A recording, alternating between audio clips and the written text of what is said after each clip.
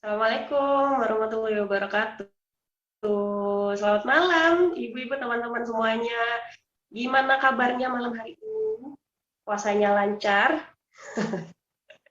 Semoga semuanya dalam keadaan baik-baik saja ya. Terima kasih banyak sebelumnya untuk teman-teman semua ibu-ibu yang sudah hadir malam hari ini di webinar seriesnya Teman Ibu Indonesia. Dan malam ini kita akan ngebahas soal family trauma. Apa itu family trauma, kenapa, dan apa dampaknya. Nanti akan disampaikan langsung sama founder kita, founder Teman Ibu Indonesia, ada Mbak Rinda Amalia. Nah, setelah pemaparan materi, kita nanti akan ada sesi tanya-jawab. Jadi mungkin teman-teman semuanya yang sudah punya pertanyaan di hold dulu, nanti akan kita buka pertanyaannya setelah sesinya mulai, setelah materi, seperti itu. Lalu mungkin kita bisa langsung mulai materinya aja. Kita dulu, ada Mbak Rinda. Halo Mbak Rinda, selamat malam. Selamat malam Mbak Putri, Assalamualaikum. Waalaikumsalam. Gimana kabarnya Mbak Putri? Alhamdulillah dong. Aku juga happy loh, akhirnya kamu bisa muncul di permukaan. Akhirnya kita ketemu gak di sesi konseling ya Mbak? Oh iya, setelah hanya mendengarkan suaranya ya. Oke. Mungkin buat teman-teman yang baru gabung juga, akan diingatkan sekali lagi, siapa tahu ibu-ibu semuanya di sini ini kan ceritanya kita pengen membangun malam hari ini sebagai tempat yang aman dan tempat yang nyaman untuk ibu-ibu bisa sharing, bisa berbagi ceritanya, saling belajar satu sama lain. Gitu. Kalau misalnya ada cerita yang ingin dibagi atau pertanyaan yang mungkin sifatnya pribadi dan tidak nyaman untuk diungkapkan, mungkin ibu-ibu bisa simpan dulu pertanyaannya sampai nanti live YouTube-nya kita selesai. Setelah off the record mungkin baru bisa disampaikan. Atau kalau misalnya ngerasa nggak nyaman nih, kan kadang ada juga ya yang nggak terlalu nyaman menceritakan kisah pribadi di publik, terus pengen pakai nama samaran, nama pengganti, atau anonim, itu silahkan, boleh. Kita pengen semuanya merasa aman di sini, saling mendengar dan saling bercerita. Begitu. Oke. Mungkin sekarang kita bisa mulai materinya dulu dari Mbak Rinda. Waktunya dipersilahkan. Oke. Terima kasih Mbak Putri atas kata sambutannya yang luar biasa. Pertama-tama saya ingin berterima kasih kepada Mbak Putri dan juga kepada ibu-ibu yang lain yang mau bersedia malam ini menyisihkan waktunya untuk belajar bersama-sama. Jadi tema hari ini sebenarnya adalah, tema besarnya adalah breaking family trauma. Mengapa demikian? Karena family trauma itu ternyata diwariskan. Seperti teman-teman melihat, nama saya Rinda Amalia SHMH, saya orang hukum sebenarnya, cuma pada akhirnya belajar tentang dunia psikologis karena memang membutuhkan itu tadi. Karena sebenarnya trauma itu diwariskan, tidak cuma kredit, tidak cuma harta, tidak cuma penyakit, tapi ternyata trauma, kejadian yang traumatis itu diwariskan, maka sudah seyogyanya kita ini sebagai seorang ibu belajar untuk memahami bagaimana caranya memutus family trauma ini agar anak-anak kita tadi bisa terbebas, saya nggak bisa ngomong terbebas ya, bisa lebih kuat resiliensinya menghadapi stres, sehingga rentang traumanya itu tidak menjadi semakin sensitif. Kira-kira gitu. Daripada berlama-lama, kita langsung masuk ke materinya. Jadi, apa itu family trauma? Terkait bonding trauma. Jadi sebenarnya family trauma itu ada beberapa macam jenis. Ada family trauma yang karena dia itu spesifik event, contoh satu kayak korban tsunami kemarin itu kan termasuk family trauma ya. Satu keluarganya tiba-tiba hilang, itu termasuk trauma.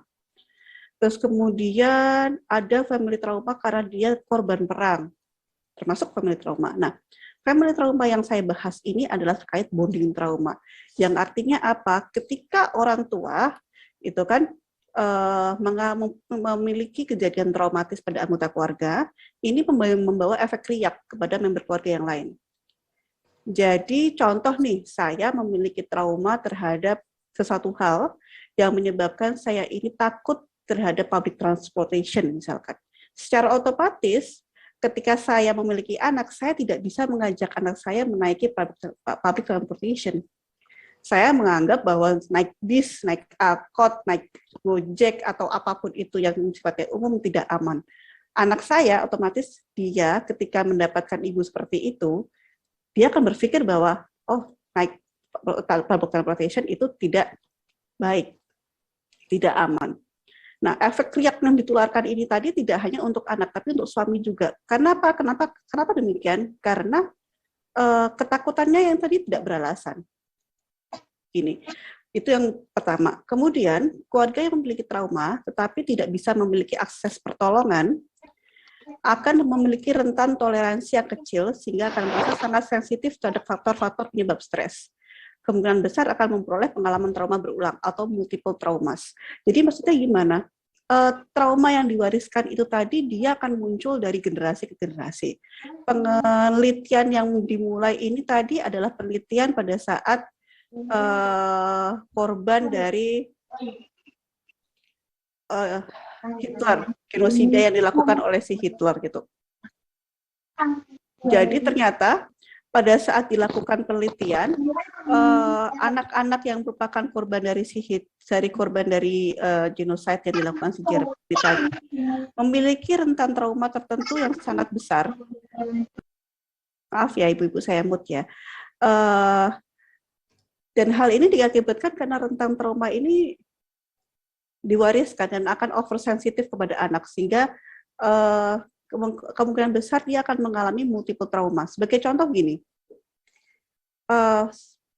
contohnya adalah saya aja deh ya. Saya bercerita bahwa saya takut sama public transportation. Kemudian ketika saya memiliki anak saya akan otomatis takut sama public transportation karena saya nggak mau ngajak anak saya naik bis misalkan. Akhirnya anak saya berpikir bahwa naik bis itu sangat berbahaya. Berkembang lagi, ternyata jalan raya akan sangat berbahaya. Kemudian anaknya di bawah lagi berkembang lagi, ternyata lingkungan itu tidak aman. Jadi efek riak dan multiple traumas ini tadi akan selalu bertambah. Kenapa demikian? Karena sebenarnya sifat dari trauma ini tadi adalah bermaksud untuk memberikan kita rasa aman. Cuman kalau kita itu oversensitif, ini akan mengakibatkan kita merasa dunia sangat tidak aman. Bisa dipahamin ya? Kayak gitu kira-kira. Kemudian, mengapa ini terjadi? Nah, ini. Salah satu penyebab dari family trauma adalah parental trauma. Jadi, trauma yang dialami oleh orang tuanya. Karena memiliki parental trauma ini tadi, kita sebagai orang tua tidak bisa melakukan tugas dan fungsi orang tua secara baik. Kenapa demikian? Karena pikiran kita terhijack. Pikiran kita ini tadi termanipulasi sama trauma yang kita miliki. Sehingga kita itu tidak menghadapi masalah sebenarnya, tapi menghadapi trauma yang kita miliki. Kita projecting. Nah, penyebab dari parental trauma ini ada dua. Pertama adalah stres terhadap dunia dan lingkungan secara keseluruhan. Kita stres terhadap keadaan di negara misalkan, kita stres karena ada perang, kita stres karena harga naik, kita stres karena COVID. Bahkan ada satu penelitian yang mengatakan bahwa apa sih akibatnya COVID terhadap parental trauma.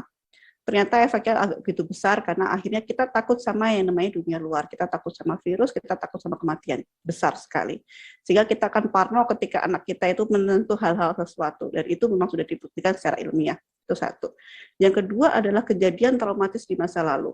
Kejadian traumatis di masa lalu itu berkaitan dengan pola parenting orang tua kita di masa lalu atau peristiwa-peristiwa stres tertentu yang membuat kita trauma. Jadi misalkan nih,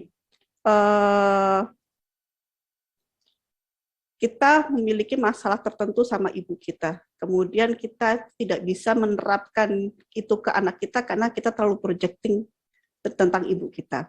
Oke.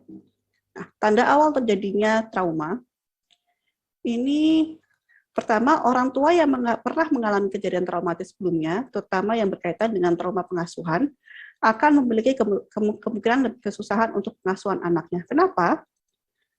Karena hal ini terkait dengan beberapa hal, seperti misalkan 1, manajemen emosi, 2, kesulitan untuk mengekspresikan perasaan cinta, 3, flashback memori yang mengganggu parenting, 4, projecting diri ke anak. 4 isu ini yang sangat kesusahan kita untuk menghadapi anak. Manajemen emosi, anak ini tadi tidak bisa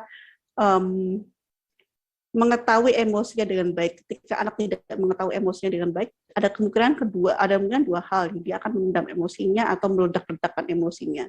Akan kesusahan manajemen emosinya.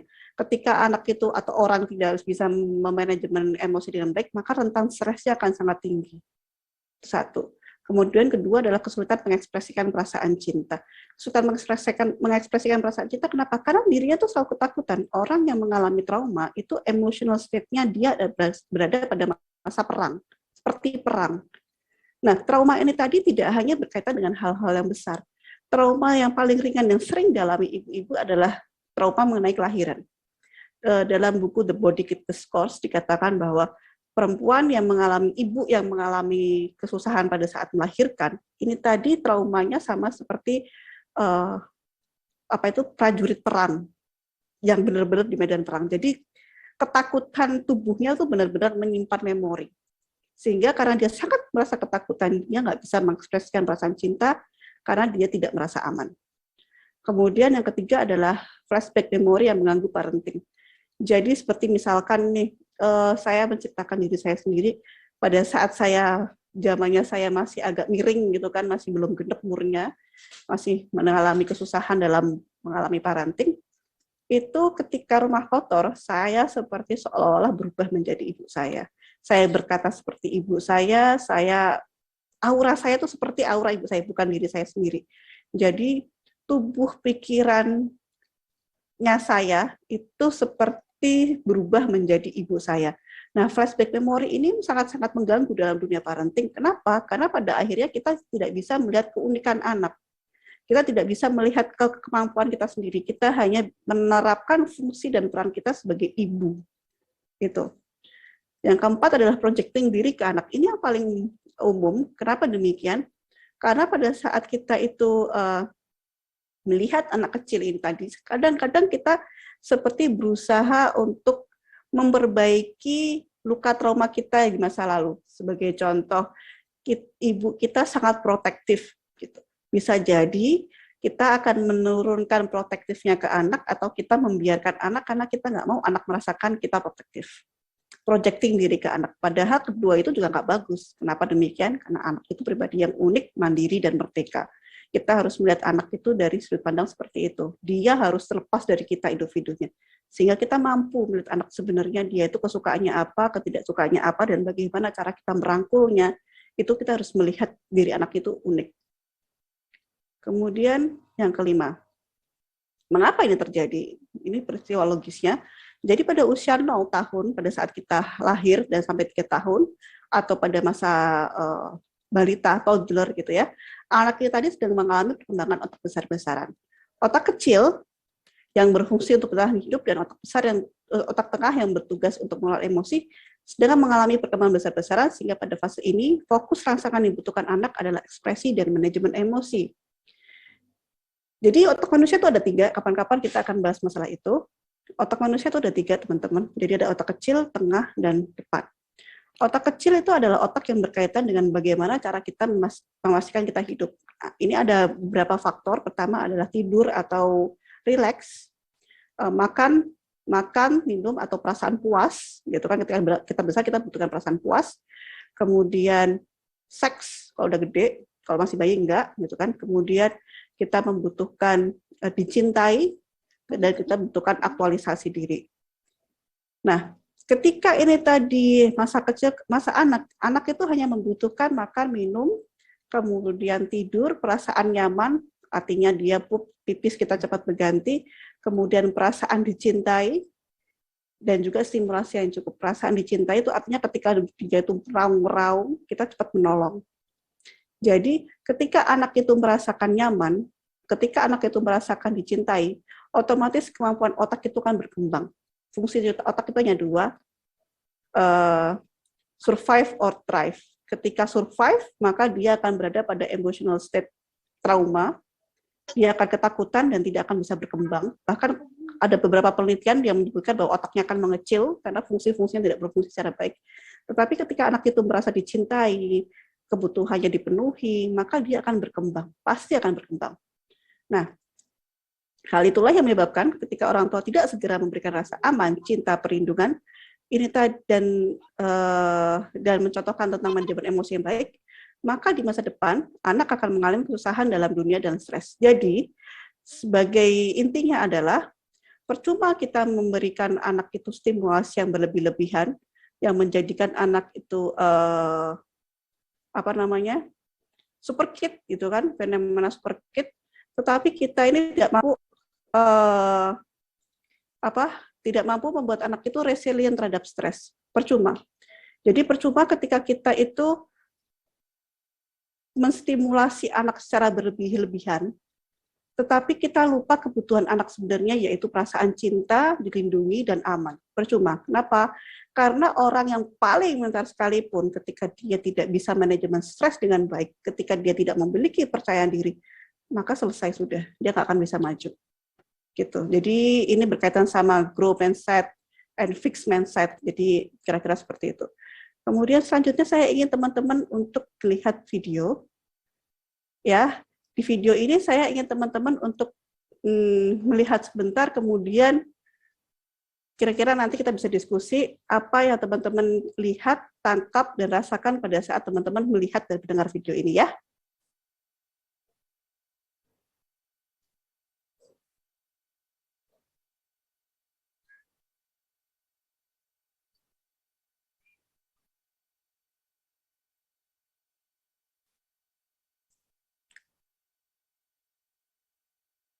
Oke, saya coba biar agak interaktif dikit nih, mau tanya sama ibu-ibu. Kira-kira dari video ini apa ini bisa kita tangkap? Coba. Silakan. Ada ibu-ibu yang bisa menjawab apa? Silakan. Mbak Putri, bisa difasilitasi Mbak Putri? Tatapan mata anak-anak, tanya. Merasa happy nggak pada saat melihat video ini kira-kira?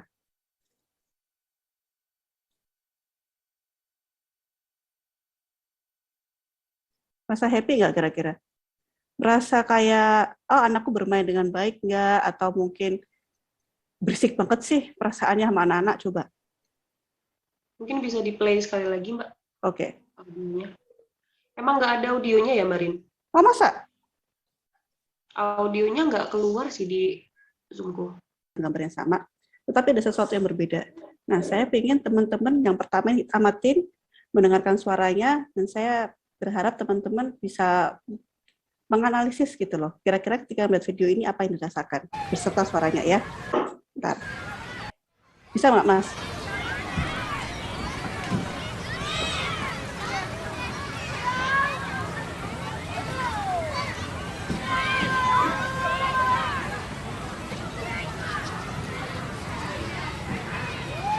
Marin, aku WhatsApp kamu nih. Oke. Dari temanku. Oh, cara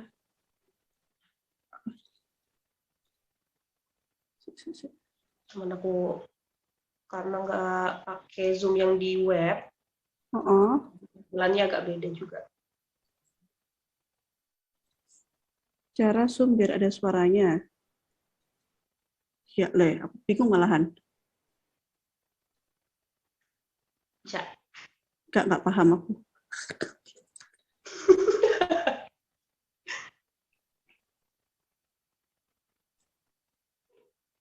Ini lagi di handle sama Mas Arief bukan? Iya, Mas Arief, kamu masih handle ini kan? Aku udah kasih videonya ke Mas Arief sih. Makanya kenapa kita membutuhkan Mas Arief karena itu.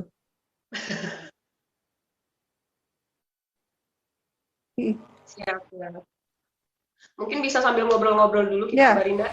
Iya, silakan. Saya mohon maaf ya Ibu ya. Oke. Saya padahal tadi mau ada satu pertanyaan nih. Tadi kan ada beberapa di slide-nya Mbak Rinda soal kesulitan apa yang akan dihadapi sama ibu ketika dia punya trauma yang nggak terselesaikan, akan kesulitan mengontrol emosi dan segala macam, akan projecting. Nah, cuman ini kalau di aku pribadi, karena memang aku juga masalahnya ada di childhood trauma, hal-hal yang di listing itu tidak aku sadari, masalahnya ada di situ. Jadi semuanya baru disadari ketika aku mulai konseling, ya kan, waktu sekarang pun konseling kedua di tahun kedua ini sama Mbak Rinda juga, aku akhirnya baru menyadari banyak perasaan dan banyak emosi. Oh, ternyata waktu Wisang kecil dulu itu ternyata itu bukan cinta loh sebetulnya. Aku kira dulu aku sayang kayak, ya ibu mana sih yang nggak sayang sama anaknya gitu kan. Cuman ternyata setelah aku healing, aku menyadari, oh ternyata perasaanku waktu itu bukan cinta, tapi aku takut. Tapi aku merasa bersalah, aku merasa takut, yang aku projecting ke Wisang adalah, aku nggak boleh jadi ibuku, Wisang nggak boleh jadi aku. Jadi setiap hari is a battlefield. Lelah karena aku ketakutan, aku memastikan anakku hari ini happy nggak sih, dia sayang aku nggak sih, dia proper nggak sih pengasuhanku, ya, dan semacam itu. Nah, itu gimana caranya biar kita mendeteksi secara dini sebenarnya ini trauma dan perlu diselesaikan loh, gitu. Oke. Karena tadi kayak pengasuhan misalnya, melampiaskan emosi ke anak gitu. Waktu itu pun sebelum trauma healing pun aku tidak menyadari kalau itu adalah bentuk pelampiasan emosiku ke anak gitu. Itu adalah bentuk projecting traumaku ke anak gitu. Tahunya setelah konseling. Nah gitu, gimana kita tahu kalau itu trauma dan seeking help immediately gitu. Ya, pertama yang ini menurut pengalamanku, apa yang aku observasi ya, bisa jadi nggak sesuai sama teori psikologi, bisa jadi ya, gitu. Pertama yang aku alami itu adalah ketika kita itu mulai parenting shopping. Maksud parenting shopping itu adalah ketika kita itu merasa tidak percaya diri dengan kemampuan parenting kita. Kita mulai ambil sana, ambil sini, lihat sana, lihat sini, kemudian akhirnya nggak jadi apa-apa anaknya. Kita benar-benar ingin menjadikan anak kita itu kayak super kid versi kita. Jadi super kid ini bukan jadi dia itu sempurna, maha sempurna, tapi kayak ada perasaan gini loh. Dulu itu aku itu marahin sama ibu, jadi aku nggak mau jadi ibu dimarah. Gitu. Ada satu kasus yang kayak gini. Saya itu Mbak sama ibu saya dulu itu suka sekali marah-marah sama nenek saya. Saya nggak mau hubungan saya sama anak saya itu seperti hubungan ibu saya sama nenek saya. Jadinya akhirnya saya tuh sangat-sangat overprotected ke anak saya. Saya berusaha menahan emosi saya biar saya nggak kelepasan marah. Paham Mbak konotasinya? Jadi ketika kita pertama parenting shopping, kedua kita berusaha untuk memanipulasi keadaan.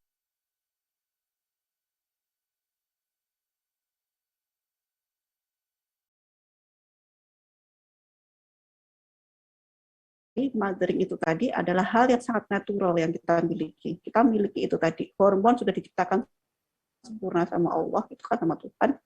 Kemampuan kita sudah oke, hanya saja trauma ini tadi mengakibatkan kita itu tidak mampu melaksanakan peran dan fungsinya. Karena yang ketiga lagi adalah kita merasa gampang kelelahan. Kenapa demikian? Karena kita itu hanya menjalankan peran, tugas peran sebagai ibu yang menjaga anak. Kita nggak mencintai kegiatan bermain bersama anak, berdialog bersama anak, dan mencintai anak apa adanya. Jadi ada 3 menurut saya. Pertama adalah parenting shopping, kedua adalah kita berusaha untuk memanipulasi emosi kita, keadaannya sebenarnya.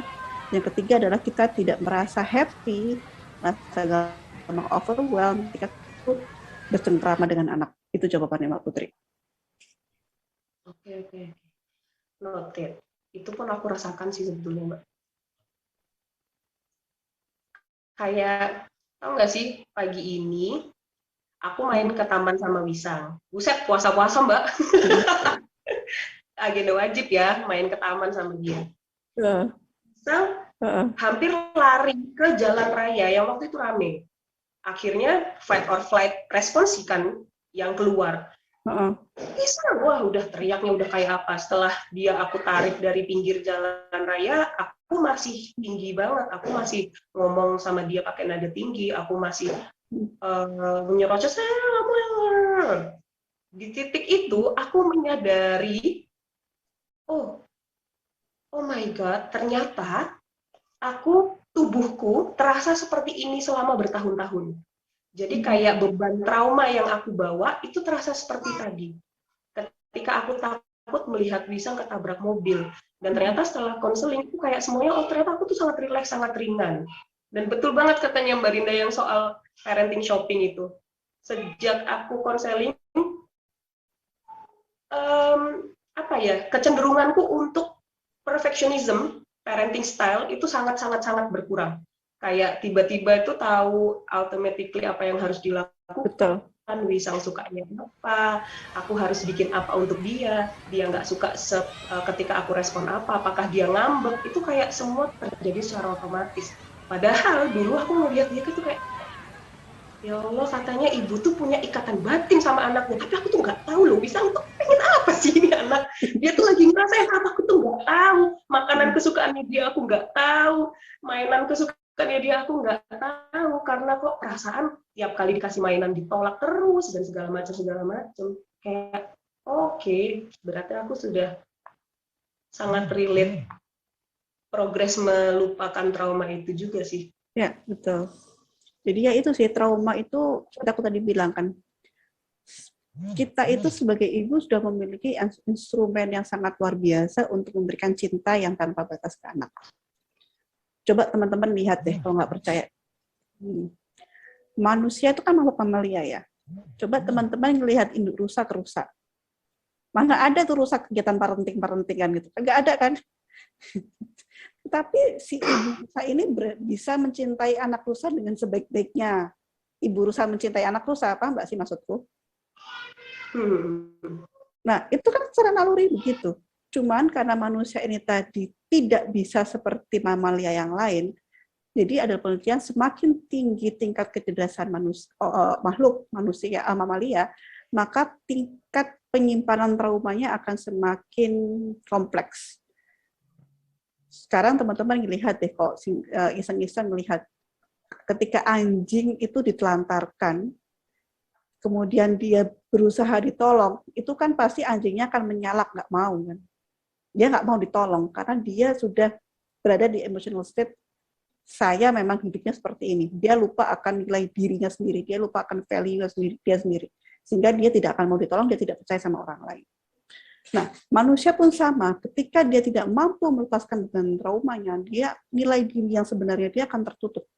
Padahal nilai diri ini tadi adalah kunci pertama ketika kita mulai belajar mengenali diri kita sendiri. Jadi, ketika kita itu sudah melepaskan beban trauma, itu layer per layer per layer, kita akan mengenali diri kita sendiri. Ketika kita mulai mengenali diri kita sendiri, kita akan pertama melihat orang itu secara subjektif dan objektif. Paham nggak sih maksudku? Jadi benar-benar pure gitu loh. Kita nggak melihat itu sebagai projecting kita tidak melihat itu, kita melihat sih apa adanya. Kita bisa mencintai kayak mami rusa ke anak rusa itu tadi. Karena ya kita sudah nggak melepaskan beban trauma. Kita beda. Rusa ketika dia di hutan kemudian dikejar singa, kemudian dikejar harimau ya, kejar harimau, ternyata si rusa itu bisa lolos dari maut. Si rusa itu bisa makan makan rumput dengan santainya, karena memang sistem kerja otak dia seperti itu, dia bisa melepaskan energi dari beban trauma itu tadi. Tetapi makhluk mamalia yang memiliki kecerdasan tinggi, ketika dia berada dekat dengan hal-hal yang mengancam nyawanya, baik itu secara beneran mengancam nyawa atau otak itu menganggap dia mengancam nyawanya, maka nggak akan bisa. Coba kalau hanya manusia dikejar macan gitu, yang ada kita sembunyi kali di benteng, nggak mau keluar rumah. Karena takutan kan, gitu. Bisa dipahamin kan kira-kira ilustrasinya, ibu-ibu?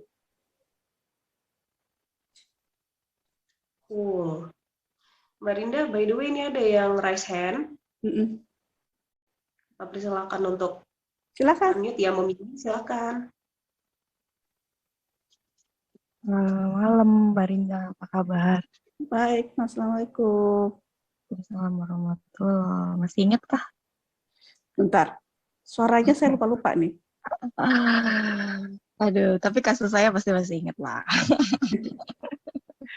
Mbak Rinda, aduh ini kan Oh, Mbak Rizka ya?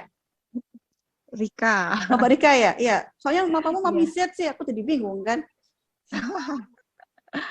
Mbak Rinda, sekarang saya udah punya 2 anak loh. Alhamdulillah, Mbak. Are you happy? Eh, Kayaknya kembali ke yang dulu lagi deh, kayaknya aku stres lagi. Yang aku pikir semuanya akan berubah gitu, ternyata makin parah gitu ya. Sekarang aku lagi ini, Mbak, kan Amira kan udah 2 tahun, Mbak. Sekarang adiknya baru 2 bulan. Saya itu sering banget setelah lahiran gitu, saya yang emosinya tuh meledak-ledak sampai pukul dia, dan setelah pukul dia saya nangis, terus mikirin nanti dia trauma nggak ya? Aku takutnya kayak gitu Mbak.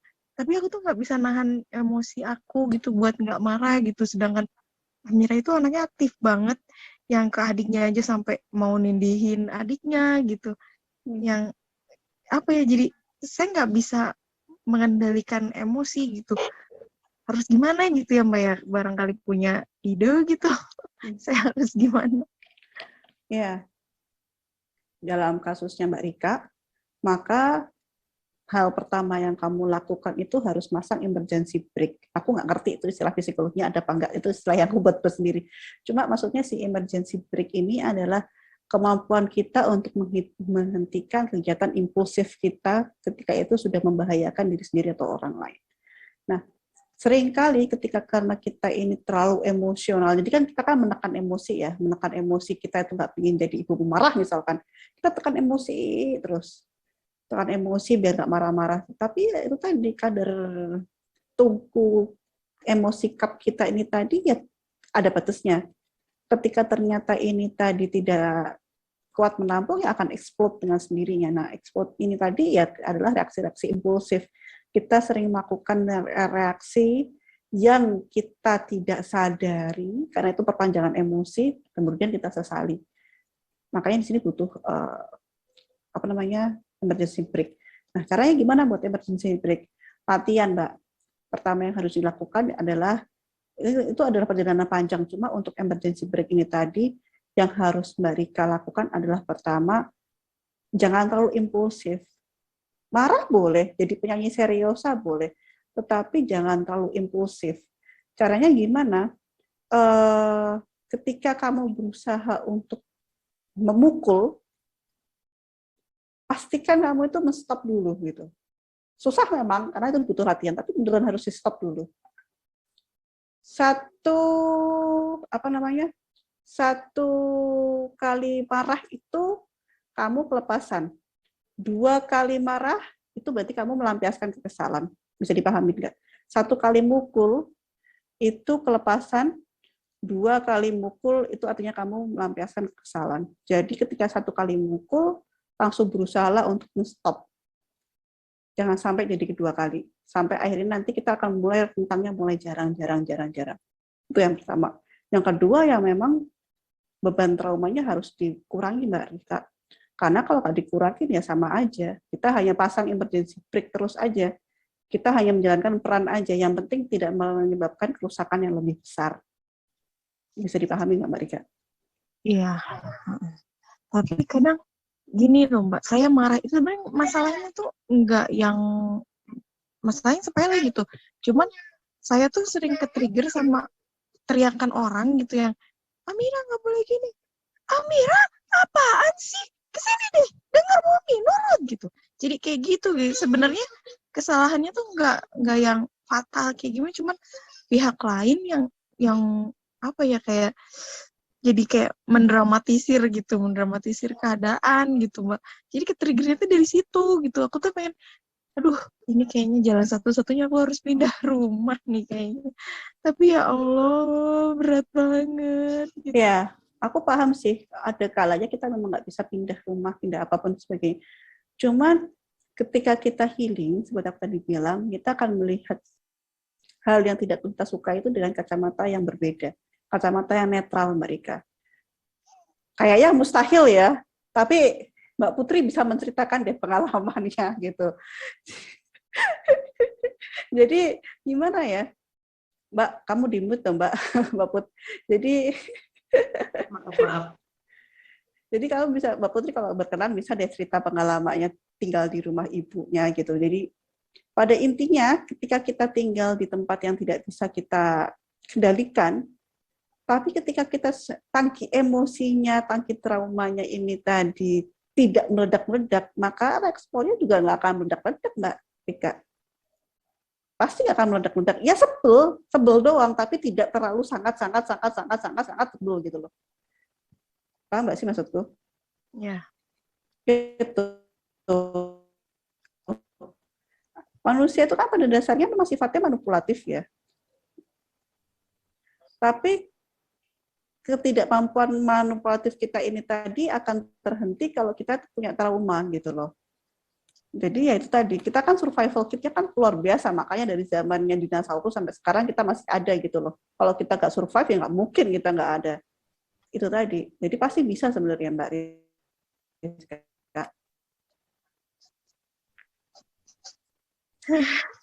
Ada yang mau ditambahkan lagi, Mbak Rika? Pengen peluk. Karena aku pun merasakan itu, Mbak. Rasanya tuh empat banget Gimana? loh dadaku. Rasanya pengen Ya, teriak. memang. Dan kemarin sempat kejadian lagi, Mbak Rinda, yang aku pukul membabi buta itu sama Amira dan adiknya aku banting. Itu saking aku yang nggak bisa nahan emosi. Kenapa sih? Gitu. Pasti. Terus dua-duanya nangis, yang aku tuh cuman, dia diam aja, terserah lah. Dia mau nangis, mau kayak gimana juga gitu. Yang udah nggak bisa ngapa-ngapain, terus akunya ikut nangis gitu. Ya aku kok dosa ya. Ini kan dua anak, ini kan aku minta sama Allah gitu. Tiba-tiba aku rusak gini, tiba-tiba aku bunuh gitu, misalkan amit-amit gitu ya. Aduh, ya Allah, apa nanti anak aku gimana ya, takut trauma kayak aku gitu. Aku mikirnya gitu. Aku takut nanti gedenya benci sama aku kayak gitu.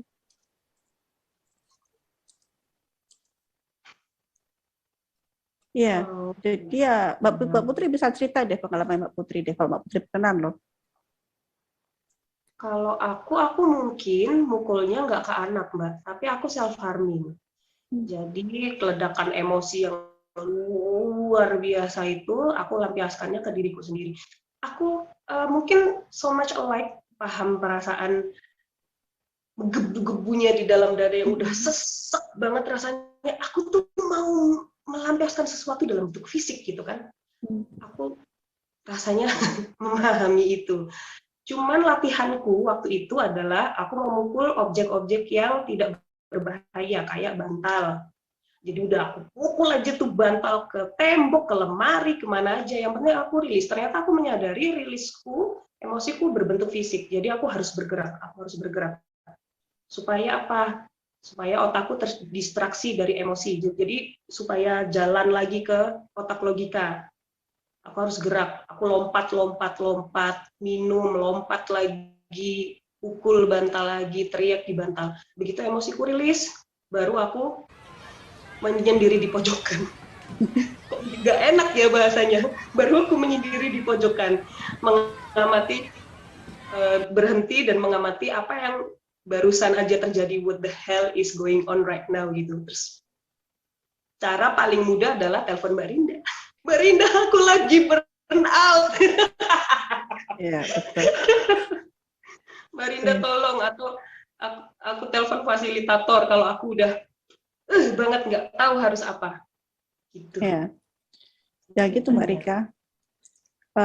Healing itu adalah perjalanan panjang yang membutuhkan kesabaran dan keikhlasan. Nggak bisa kita itu, boleh kita pasang emergency brake, boleh kita pasang emergency call, tetapi kita harus disiplin dalam healing.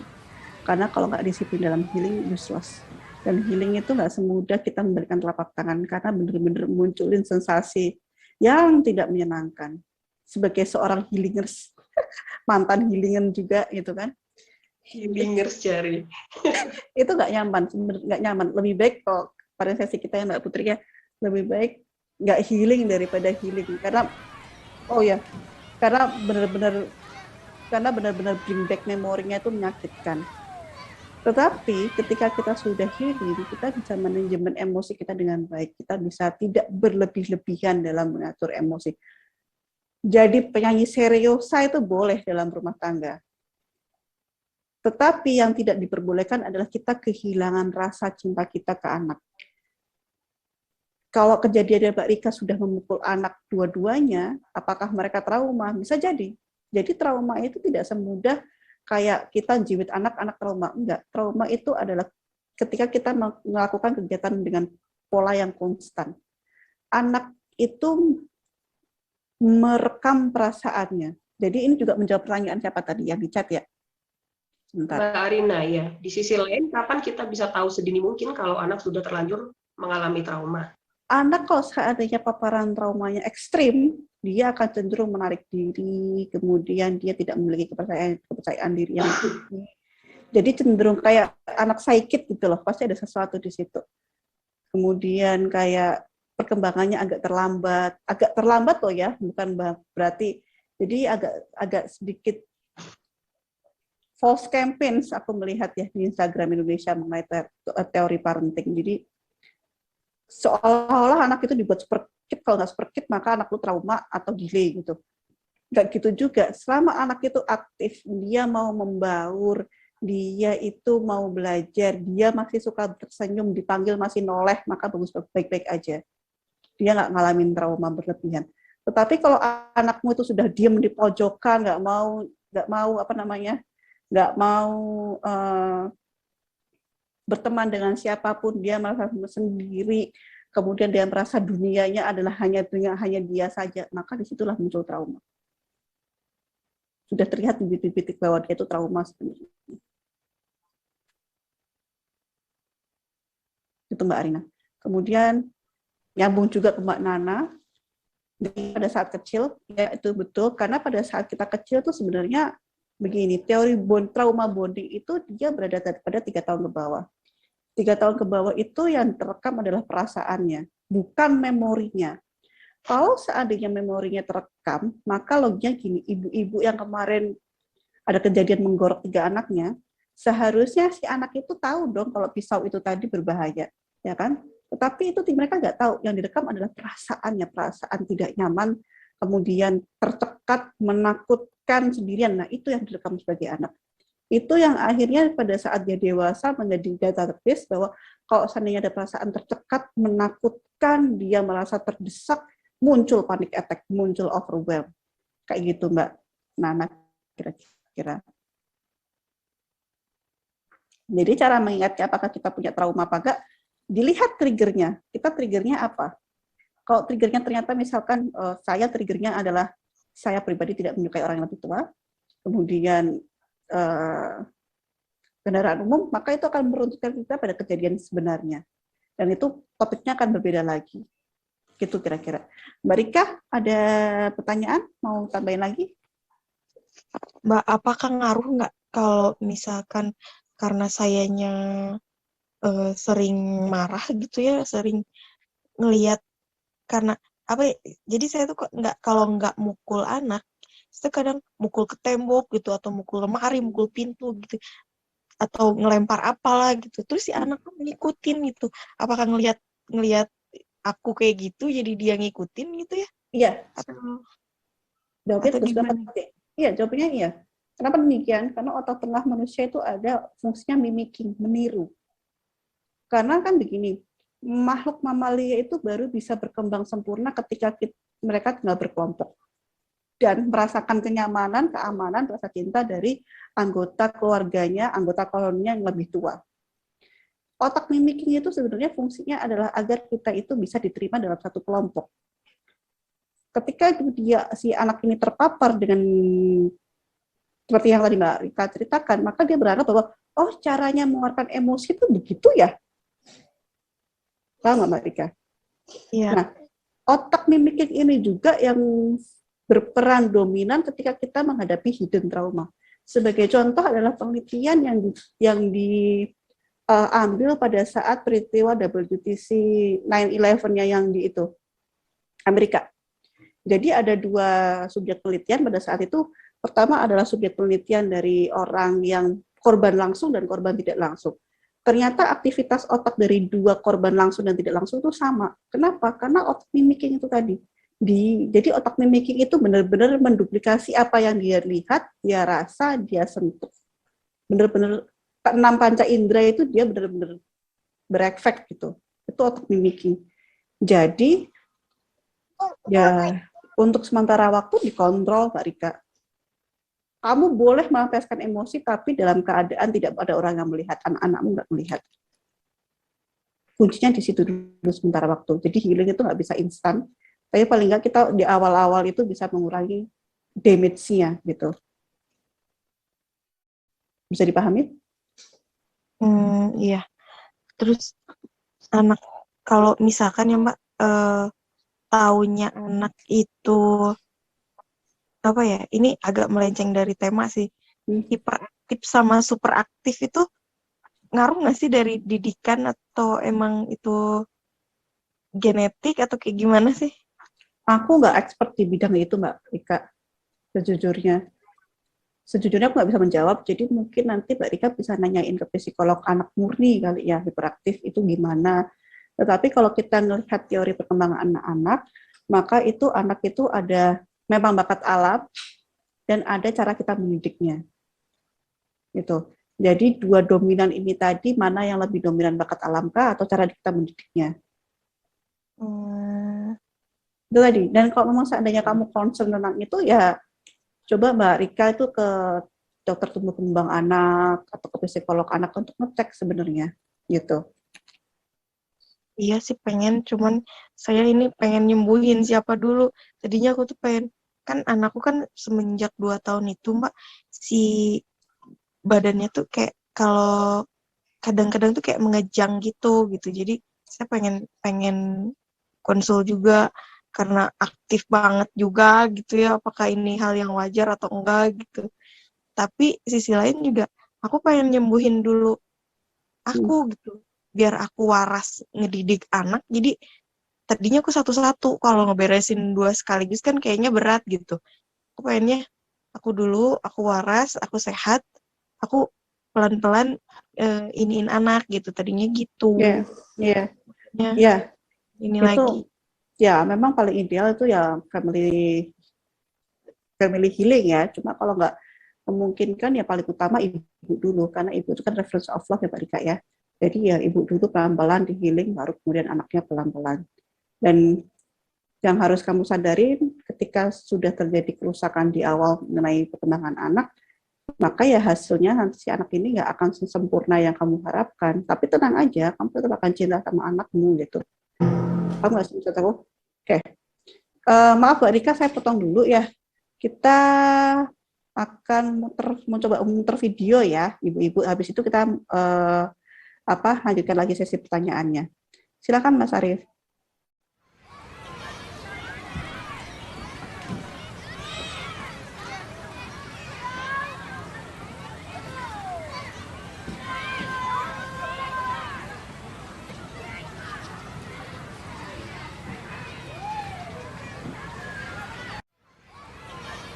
Oke, Mas Arief tolong dibesarin Mas Arief.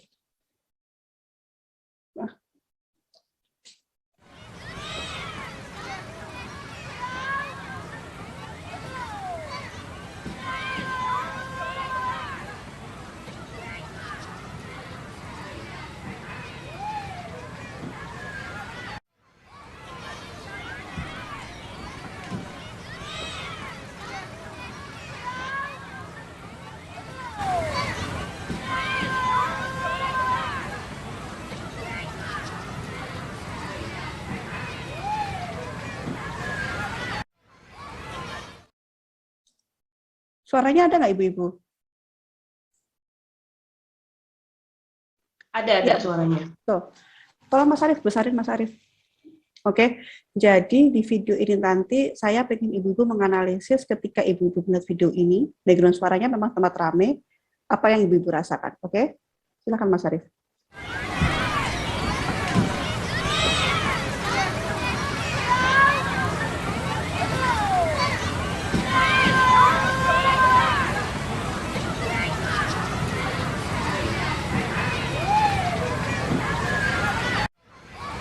Oke, thank you.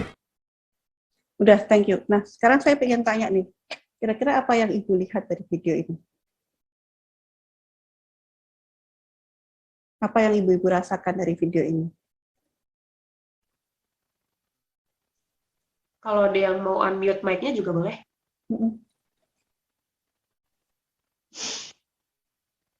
Ada yang merasakan, lucu ya, dua anak itu main-main bareng. Ada yang ngerasain gitu nggak kira-kira? Atau ada yang rasa nyaman, kalau Mbak Harini bilang, terganggu sama suaranya ya. Ya, pusing dengerin suara anak kecil-kecil ya. Oke. Berisik, yang satu santai, yang satu oke. Oke. Gemes lihat anaknya. Good.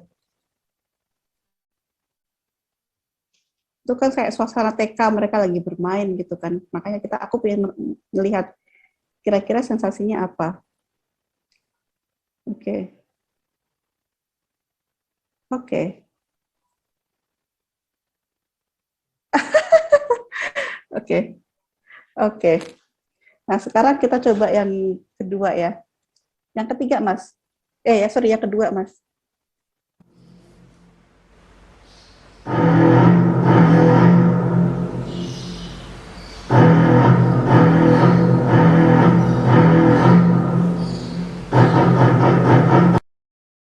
Oke. Apa yang Ibu rasakan? Coba ulangi lagi, Mas Arif.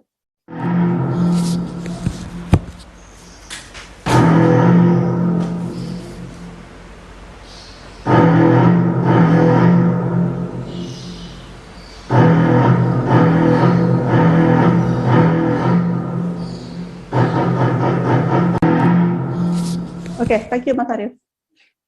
Oke, sekarang aku ingin tahu apa yang Ibu rasakan. Horor, takut deg-degan, waspada berasa bahwa ada bahaya, good, ancaman kayak good, gak nyaman bikin panik. Nah, dua video ini ada yang dinamakan shock music. Itulah cara trauma itu bekerja. Pada video pertama, kita melihat dua anak bermain. Ada beberapa orang-orang yang menganggap lucu ya dan tidak merasa terganggu ketika anak itu bermain. Nah, coba ibu-ibu pahami tadi lihat gambar videonya kan. Ada anak kecil, si cowoknya tadi kan bilang gini, kayak gini kan tangannya, dibas-basin gini kan. Nah, kalau seandainya kita ada trauma penolakan, maka yang di otak kita yang kita rasakan itu kayak kita lagi mendengarkan shock music. Kalau ibu-ibu yang tidak memiliki trauma, dia akan melihat anaknya, oh mereka lagi berinteraksi. Tetapi kalau ibu yang mengalami penolakan, dia akan melihat anaknya kayak ditolak. Itulah yang dikatakan dengan trauma bonding. Itulah yang dikatakan dengan shock music. Bisa dipahami sampai sini, ibu? Ada pertanyaan nggak kira-kira? Oh, oke. Sejujurnya ketika lihat video yang pertama, aku ngerasa, kok diusir aku? Aku ngerasa gitu, lightly. Paham ya? Ya, paham kan? Kayak tapi kan? sebelum Barinda cerita kayak gitu ya, aku nggak sadar. Sadarnya kan, oh itu tadi perasaan itu, gitu nggak sih? Iya. Jadi perasaan yang nggak nyaman itu tadi adalah kunci awal kita untuk akses ke trauma.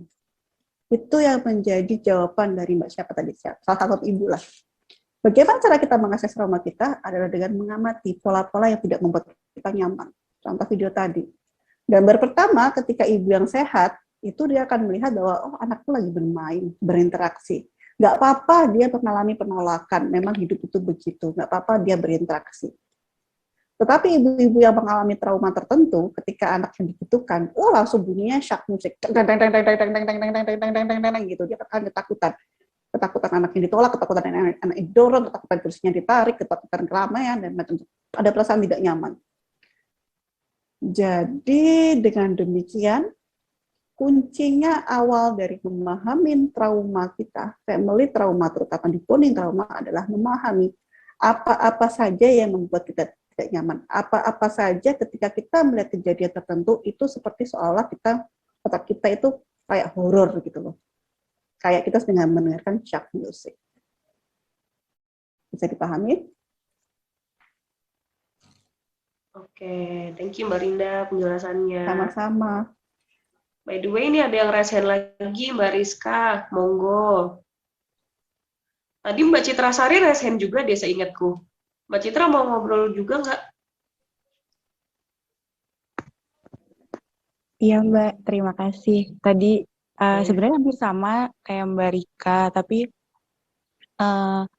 lebih kepada triggernya itu kalau mertua bilang misalnya kamu orangnya nggak rapi ya. Nah itu saya tuh malah jadinya ini nggak rapi itu karena anak aku tuh main terus jadi berantakan, terus aku terlalu capek untuk beresin ini itu, terus aku nanti marahin anakku, Kiana bersihkan ininya, ayo rapikan. Bunda nggak suka kayak gitu Pak. Jadi kayak apa namanya, sebenarnya kalau misalnya dia tinggal sama aku gitu, kita berdua gitu, it's okay. Aku tuh orangnya tuh kalau berantakan ya nggak apa-apa gitu. Kalau aku mau beresin nanti kalau mau dimainin, toh nanti juga dimainin lagi gitu kan. Sebenarnya kalau aku mudah banget melampiaskan omongan orang lain itu ke anakku gitu aja kalau misalnya aku dibilang. Nah, seperti itu kalau aku. Dan yang tadi aku baru sadar saat Mbak Rinda bilang, sepertinya cara melihat trauma itu seperti kalau kamu merasakan kesakitan melahirkan itu. Terus aku merasa ya sepertinya aku merasakan itu gitu. Jadi kayak dari proses melahirkan yang terlalu lama, dan terlalu lama itu kan pasti sakit ya Mbak ya, karena sakit terus ditambah lama jadi akan sangat sangat menyiksa gitu kan. Nah, dari situ itu membawa hubungan yang kurang baik, bukan kurang baik, tapi kalau misalnya secara hubungan kita kooperatif bersama suami, tapi untuk keintiman itu kayaknya nggak seintim saat sebelum melahirkan kayak gitu. Oke. Nah, jadi yang menarik Mbak Citra, seperti aku tadi bilang kan, trauma itu dia akhirnya stacking, dia akan nambah. Ketika kita tidak memutuskan untuk healing, trauma ini akan bertambah. Tingkat toleransinya kita akan semakin rentan. Dari sepintas ceritanya Mbak Citra, berarti kan yang deng gitu kan, berarti kamu itu ketika ada orang lain berusaha untuk memasuki wilayahmu, teritorimu kan. Nah, dari situ aja berarti kamu bisa menyimpulkan bahwa pertama bisa jadi pada saat kecil kamu tidak pernah diajarkan untuk bicara sejujurnya, tidak pernah diajarkan untuk ngomong apa adanya, nggak pernah bilang jujur, tidak pernah dihati suaranya. Jadi yang ketika ada orang yang berusaha kayak nyalahin kamu langsung tereng gitu, paham nggak sih Mbak Citra maksudku? Langsung merasa gitu ya, kan? Iya, iya Mbak, sebenarnya aku tuh merasa kalau ada orang yang mengkritik itu jadi ya benar langsung alert, terus langsung kayak ingin wah gimana gitu, kayak enggak, aku tuh enggak gini, aku tuh enggak gitu jadi begitu. Betul. Jadi kamu saya dari situ. Nah, itu tadi makanya kenapa saya bilang video ini penting, karena ini tadi ketika kita memahami cara kerja otak kita untuk mendeteksi trauma kita sebenarnya, ya itu dimulai. Tetapi dengan demikian yang harus dipahami, ketika kita mulai healing, berarti kita harus memaksakan diri kita terpapar sama hal-hal yang tidak menyenangkan. Gitu. Tetapi ketika itu berhasil, efeknya ya memang akhirnya beban trauma itu berkurang. Dan kalau itu berkurang, akhirnya kita nggak impulsif. Kenapa Mbak Citra itu melakukan kayak mukul ke anak atau impulsif ke anak? Ya karena memang anak lebih lemah daripada Mbak Citra. Kita cenderung begitu kan. Otak kita itu pasti akan manipulatif untuk mencari musuh yang lebih lemah dari kita, bukan yang lebih kuat. Dalam hal ini adalah anak. Makanya kenapa saya bilang family trauma itu riak. Dia akan menularkan itu ke anak yang lain, karena salah satunya seperti ini Mbak Citra. Jadi, yang harus dilakukan bagaimana? Ya ditelusuri dulu polanya bagaimana trauma itu. Ketika sudah menelusuri polanya traumanya bagaimana, asalnya penyebab aslinya trauma itu tersebut bagaimana. Kemudian dilepaskan beban trauma itu. Sehingga kita itu menjadi netral posisinya. Ketika kita netral posisinya, ketika si ibu bilang, rumahmu kotor gini-gini, kamu bisa menjawab dengan santai. Ya memang situasinya anak lagi rumah berantakan, Bu. Mau gimana? Ibu mau beresin, misalkan begitu. Jadi bukan emosi, bukan itu, tapi ya santai aja gitu. Paham nggak sih Mbak Citra? Ya kira-kira gambarnya begitulah. Karena perjalanannya panjang ya, tapi ilustrasinya kira-kira begitu. Aku jadi Dipahami Mbak Citra ya? Iya bisa. Gitu. Iya betul. Apa namanya? Iya itu sih, betul-betul. Iya, ya betul Mbak Rida. Jadi kira-kira gitu, pahamin polanya. Jadi ya itu tereng ketika kita sudah kayak melihat film horor gitu kan, ya kita tak oh aku tuh nggak suka ini, aku nggak suka ini, aku nggak suka ini, aku nggak suka ini. Kita berusaha mengoreksi nih.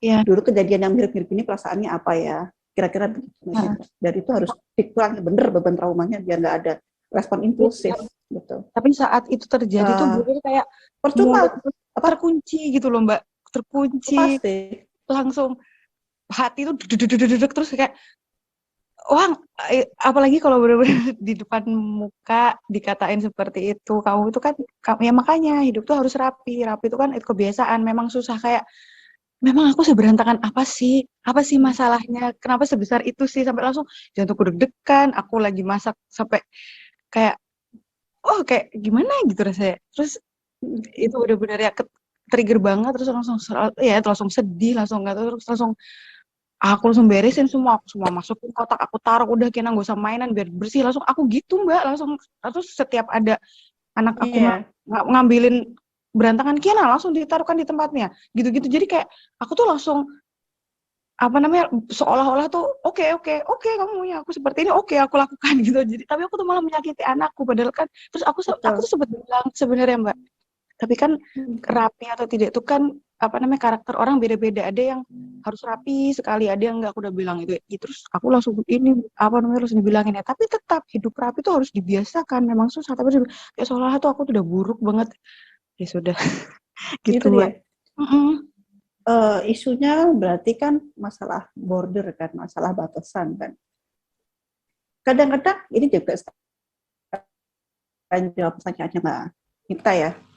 Kadang-kadang kita bisa nanggepin, kadang-kadang nggak bisa nanggepin. Tapi yang paling penting, poin pentingnya adalah apa aja yang membuat kita itu tetap menjaga kita itu happy. Sebagai contoh nih, kalau tadi ibu-ibu melihat Instagram story-nya Mbak Putri gitu.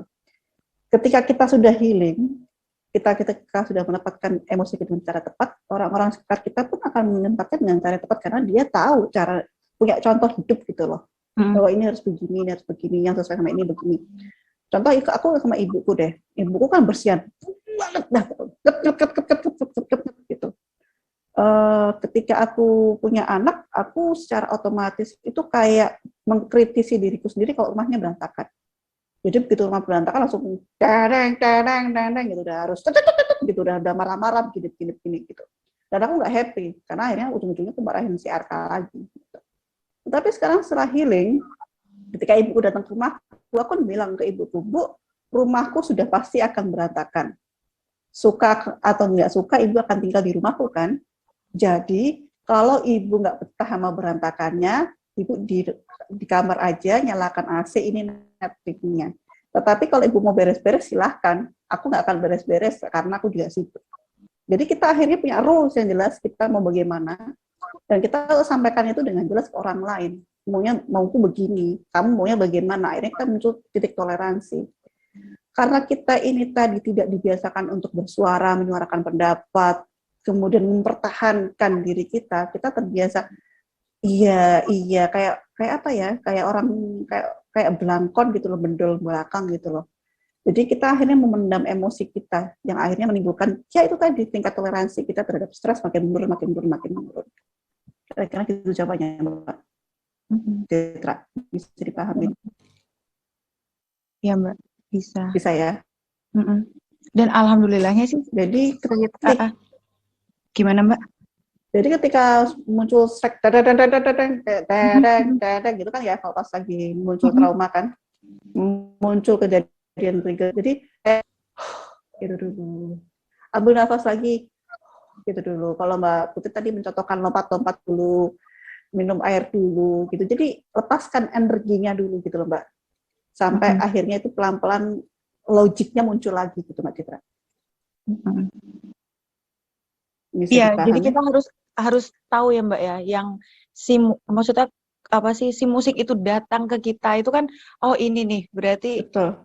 sebenarnya nanti berapa detik ke depan ini akan terjadi nih apa diri kita yang bukan sebenarnya gitu kan ya. Jadi kita Betul. udah mulai tahu tuh tanda-tandanya gitu ya, kita menemukan. Kalau Betul. kemarin kan, kalau sebelumnya kan aku nggak tahu ya. Jadi kalau misalnya ada apa perasaan nggak nyaman, langsung dikeluarkan secara apapun yang kita mau gitu kan. Oke, sekarang aku coba kalau misalnya udah mulai seperti itu akan oke, berarti ini mungkin titik kelemahan, berarti aku harus ya kita udah mulai ya, aku udah mulai paham sih Mbak. Hebat. Makanya aku bilang ide itu penting Mbak gitu, Citra. karena memang ya itu hebat ya. Menangis.